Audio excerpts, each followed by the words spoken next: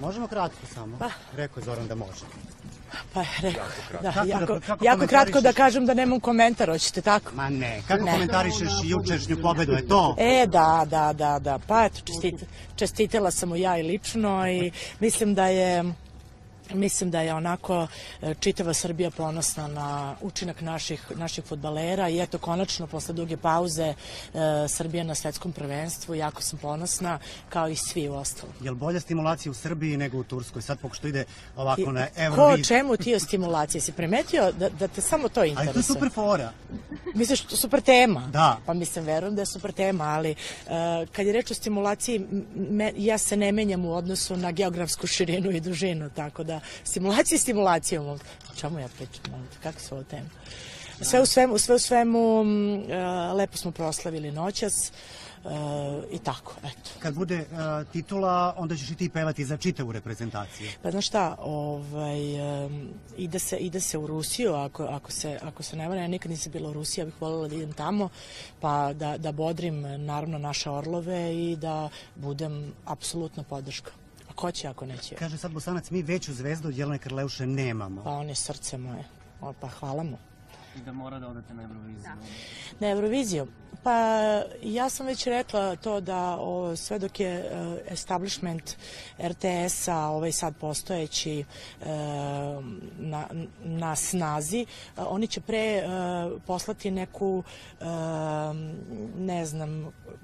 ne znam kako bih se izrazila, pa da, neku apsolutno nepoznatu osobu koju ne znaju ni u njenom ulazu nego neku afirmisanu zvezdu, tako da po tom šablonu ja otpadam i svako ko iole ima veliki uspeh. Oni vole one koji nemaju uspeh ni u krugu svoje šire familije, tako da ja u tom slučaju nikad neću ići na Eurosong.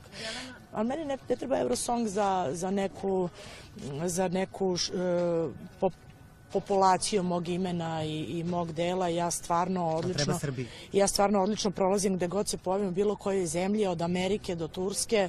Stvarno napravila sam ime i van granica ove zemlje. Kad je reč o Srbiji, Srbija je uvijek bila poznata kao maćeha onim koji su drugačiji, koji vrede i koji se razlikuju, koji su ispali iz kalupa, koji nisu po šablonu. Tako da moja zemlja je uvek meni bila nekako onako loša majka.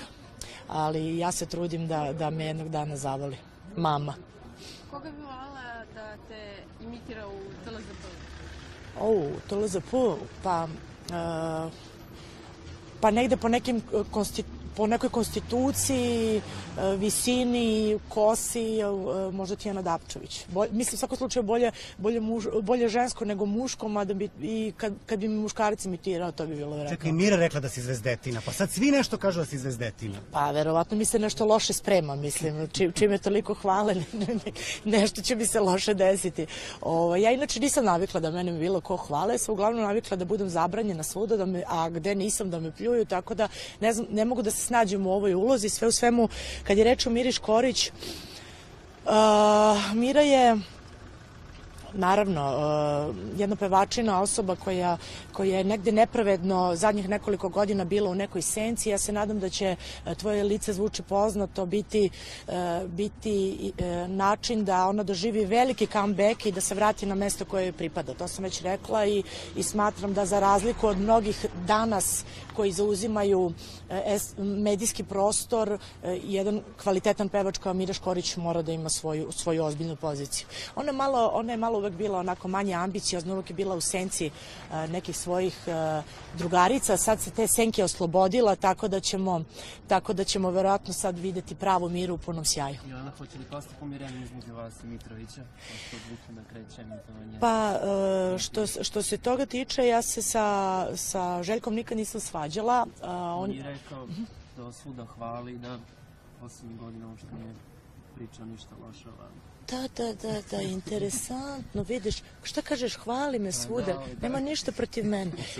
Posebno na televiziji. Ti znaš, dečko, da si me zabranjena jedno 4 godine na Pinku.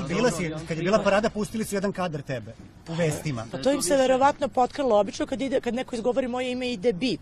Ali šta kažeš, baš nema ništa protiv mene. Možda s Milicom. Da, pa verovatno, naš, žena vedri i oblači, a gazda ne sme reći da kažem. Pa ne bih ja rekla da je baš tako. Ali, znaš šta, ja sam kao što sam i rekla tebi malo pre, ja sam uvek imala taj neki lični problem sa vlasnicima medija i televizija.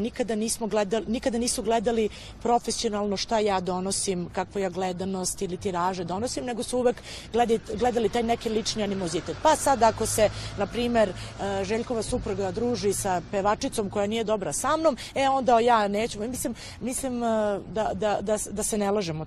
Takvo ponašanje, neprofesionalno, koje nema veze sa show biznisu, sa pravim stanje stvari, znači postoji samo u Srbiji, to ne postoji, ja mislim, ni u Afganistanu da se to tako radi.